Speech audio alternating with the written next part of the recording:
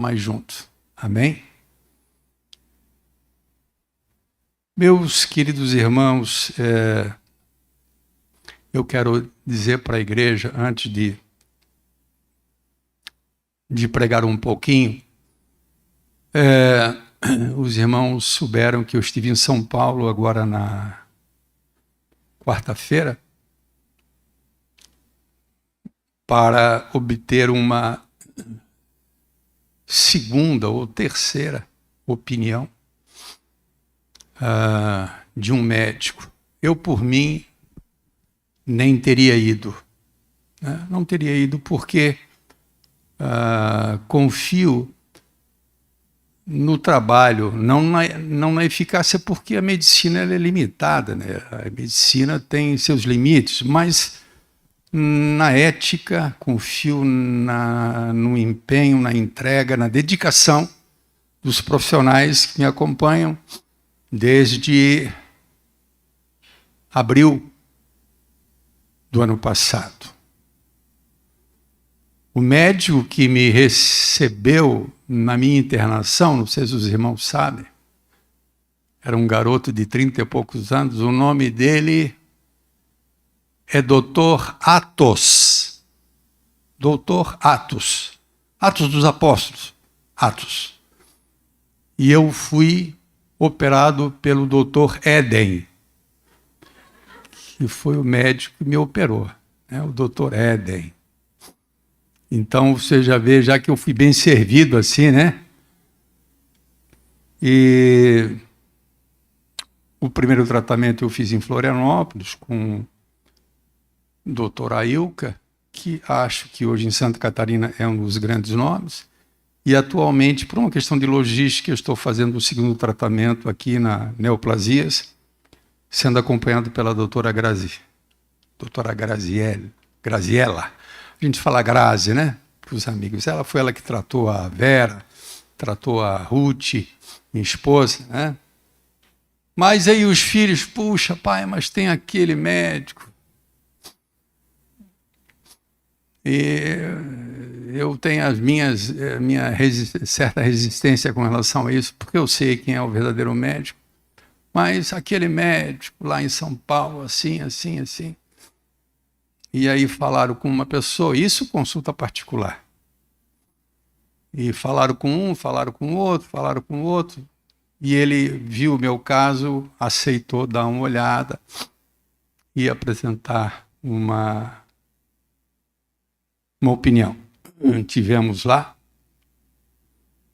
E eu confesso aos irmãos que quando eu sentei na frente do assistente dele, ele é um pastor, ele é um médico que tem 5 assistentes. Ele tem. Então, primeiro ele apresenta um assistente que faz todo o levantamento do histórico, do meu histórico, familiar, casos de família, como é que foi o meu histórico de cirurgia, essa coisa toda. Depois apresentamos a ele os exames, que eu levei todos os exames muito recentes, né? O PET scan e também a ressonância magnética, os marcadores. E ele conversou comigo uma meia hora. Agora, senhor Fernando, nós vamos procurar o radiologista, o senhor aguarda aqui com a sua esposa, e eu vou verificar com o radiologista e com o doutor, o médico, que eu até não gostaria por uma questão... Um dia vocês vão entender. Eu não quero, de repente, expor, né, o médico. Super educado, super profissional, atencioso. E hoje talvez seja, na medicina, o número 1 no Brasil, talvez um dos maiores no mundo, nessa área da oncologia, que abrange essa parte da gastro. E ficar ali mais uma meia hora avaliando, e aí o doutor Guilherme, que era o assistente, disse assim: seu Fernando, agora o doutor quer falar com você. Médico grande, alto. e cumprimentou, e ele disse assim: seu Fernando, para mim é difícil, porque eu não posso, eu tenho que ser sincero com o senhor. Direto já foi falado, né? E aí já foi abrindo o jogo, disse: olha, em primeiro lugar gostaria de dizer que o que o senhor está fazendo é o correto. O protocolo está certo. Tanto no primeiro tratamento quanto nesse segundo. Não há que se colocar ou tirar uma vírgula de tudo que o senhor está fazendo. E todas as coisas que ele falou, parece-me que foi praticamente uma repetição do que eu ouvi por parte dos meus médicos aqui em Florianópolis, em Itajaí. Portanto, nesse sentido, me trouxe a certeza de que estamos, pelo menos, dentro do protocolo médico, fazendo o correto. Ele disse: mas agora o senhor precisa saber de uma coisa, né? O seu câncer, o câncer que ele tomou, o câncer de pâncreas, o termo que ele usou, é um câncer muito insidioso, ele é muito, né, é complicado o seu caso. E eu quero dizer para o senhor que a medicina pode lhe dar algum tempo de vida, né? E quem sabe até daqui a alguns meses seja liberado aí um novo protocolo. Ele deu o nome dessa medicação que vai ser por quimioterapia também, mas um outro protocolo, que a doutora Grazi já tinha feito menção uma semana antes. Então, isso é bom saber que os nossos profissionais aqui, eles não perdem, né, para os grandes profissionais dos grandes centros, né? Muitas vezes isso é um pouco de ilusão. Mas fui lá, depois pude entender, porque sendo ele, né, o grande conhecedor, hoje faz parte de uma cúpula dentro, né, da área médica, da área da oncologia, ele faz parte de uma cúpula, né, sabe tudo sobre oncologia, mas mesmo sabendo tudo, mesmo conhecendo tudo, ele teve que reconhecer que eles não têm poder, eles não têm condição. Lembram-se que há umas 2 semanas atrás eu falei e eu preguei um sermão intitulado Isto é o Dedo de Deus.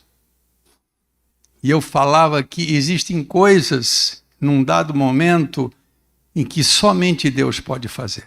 Essa certeza eu já trago comigo já há algum tempo, né?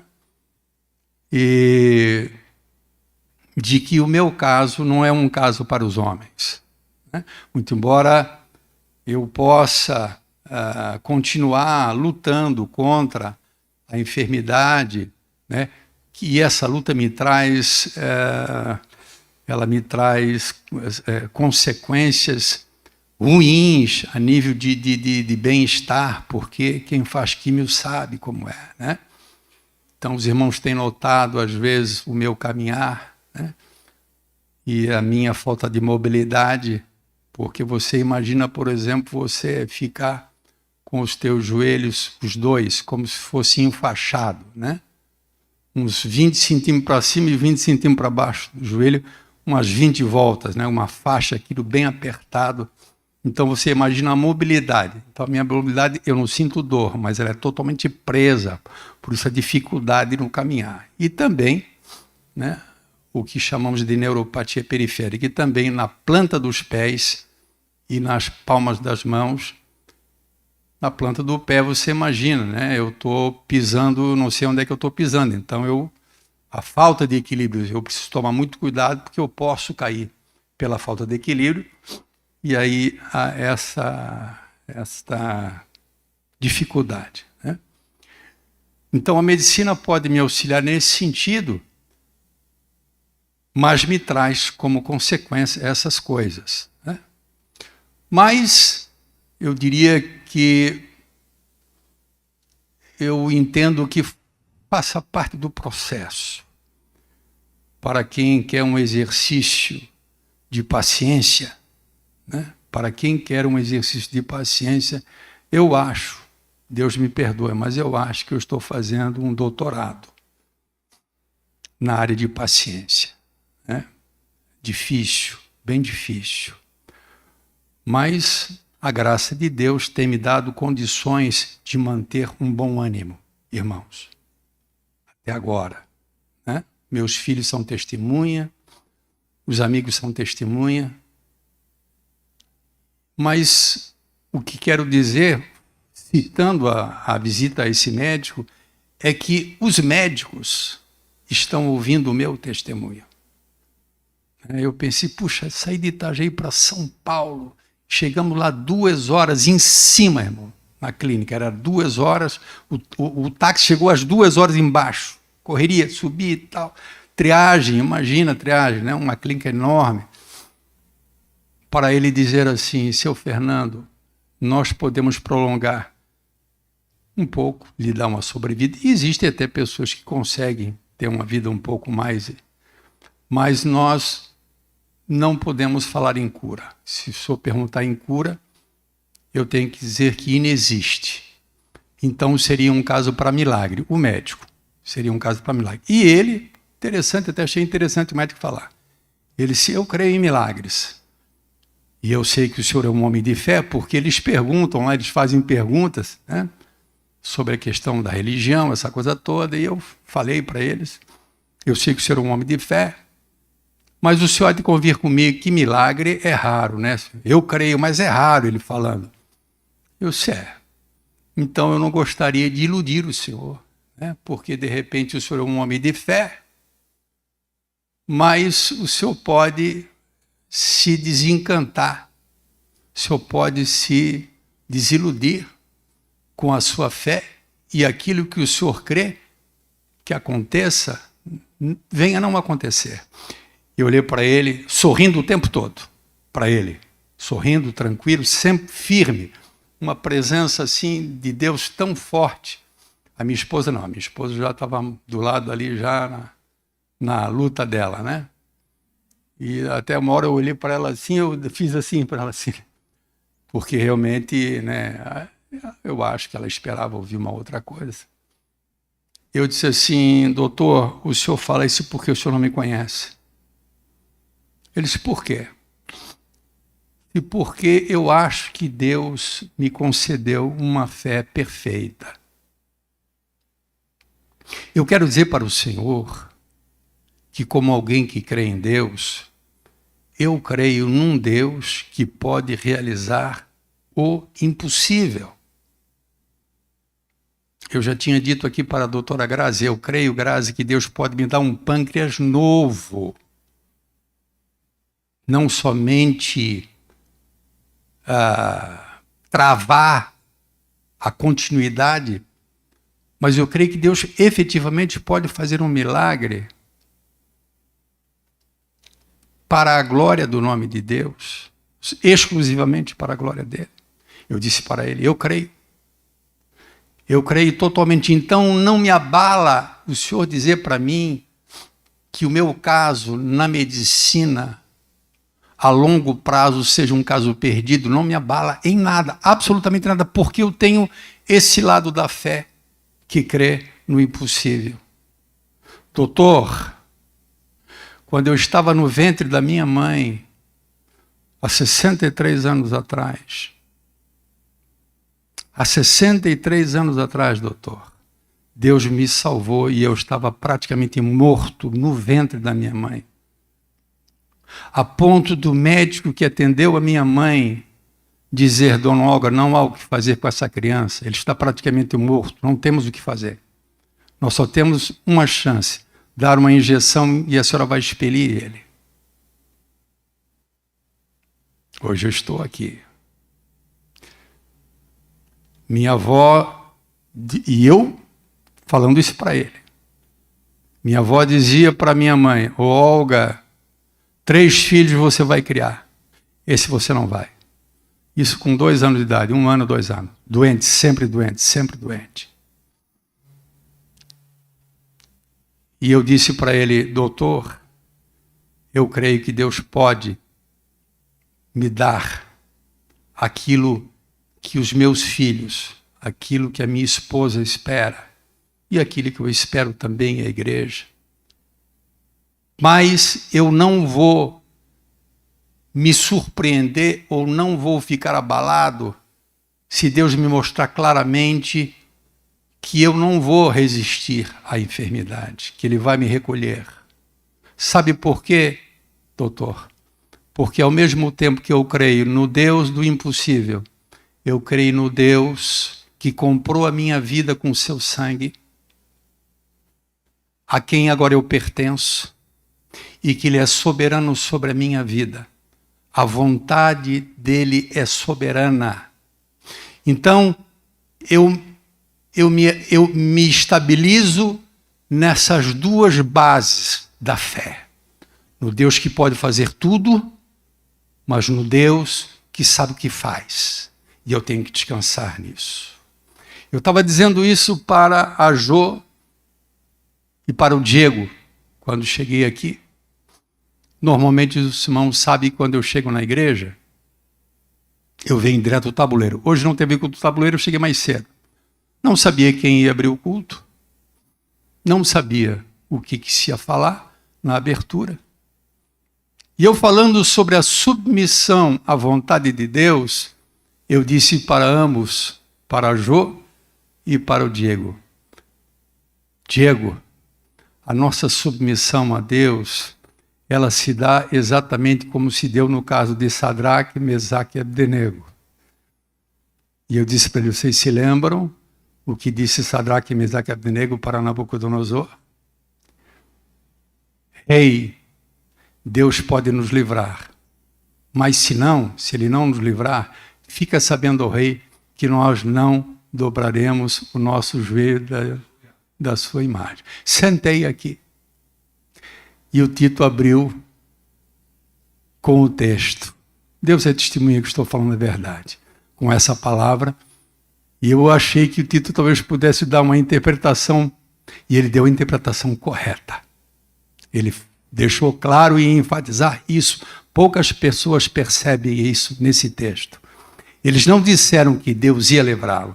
Eles disseram: se Deus quiser, Ele nos livra. Ele é poderoso para isso. Mas se Ele não nos livrar, nós permanecemos firmes, porque confiamos, né, no cuidado de Deus. Nós confiamos no cuidado de Deus. O doutor olhou para mim assim e disse: puxa, interessante essa forma de pensar, o médico. Interessante essa forma de pensar. Então o senhor cerca dos dois lados, claro. Por isso que eu consigo estar em paz. Porque se a minha fé vacilar no que diz respeito à cura, eu vou me desesperar. Tu não é o Deus que eu cria, tu não é o Deus do impossível. Não. A gente se escora. Né? A fé é essa capacidade de nós suportarmos as adversidades.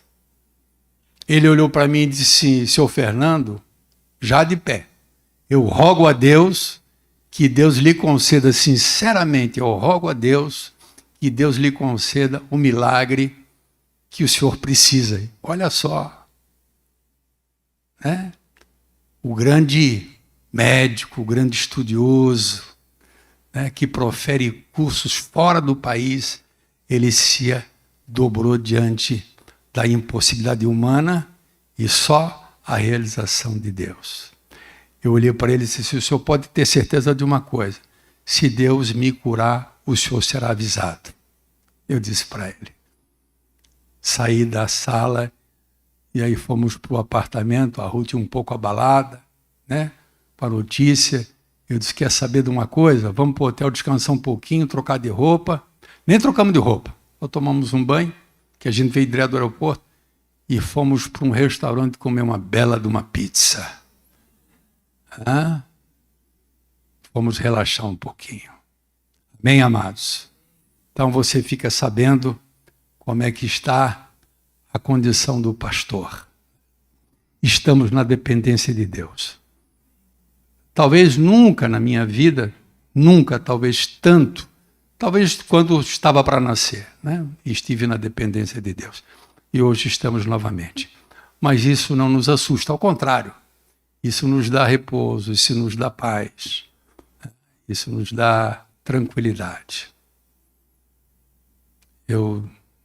2 dias atrás, fui tentado a reclamar da neuropatia, Vera, de joelho dobrado diante de Deus. Como é que são as coisas, né? Eu não sinto mais nada, né? Não sinto o corpo da minha esposa, não sinto as coisas que eu pego uma caneta, eu pego porque eu enxergo, né? Mas eu não sinto mais na mão, perdi totalmente o tato. E eu sou uma pessoa que trabalha muito com as mãos, né? Eu mexo muito com livros, essa coisa toda. Celular, bom, celular quase ninguém mexe, né? Só eu. E imagina, né? Celular de vez em quando cai da mão, até nem seguro mais assim, vive caindo. Mas eu estava orando a Deus e assim, pensando ao mesmo tempo orando, mas a mente, né, nessa situação, né? E de repente no meu coração me veio, eu abri os olhos, olhei para minhas mãos assim, eu disse, puxa Deus, eu tenho as 2 mãos perfeitas, né? Meus pés perfeitos. E eu vou me queixar. Quantas pessoas não têm as pernas? Quantas pessoas não têm os braços? Eu tenho as 2 mãos e com alguma dificuldade ainda com a minha visão que eu tenho, mas eu ainda consigo fazer tudo. Até andar de moto eu consigo andar, irmão. Andar de carro, dirijo, tenho dirigido, vou pregar no tabuleiro, vou para Florianópolis, né? E o pessoal fica, os médicos ficam meio assim, mas como é que o senhor faz isso? Bom, aí eu faço. Eu faço, né? Faço minha higiene, escovo meus dentes, me alimento. É verdade que às vezes eu fico sem graça num restaurante, porque daí a Ruth vem com dando uma de mãe, né? Para cortar a carninha, deixar a carninha picada, porque se você vê eu picar uma carne, você vai achar que eu sou um daquele matuto lá que nunca viu um garfo e uma faca, né? Porque a coordenação perdeu toda também. Então parece um brucutu, né? Fazendo as coisas. Mas consigo ainda fazer. Amém, amados? Deus abençoe.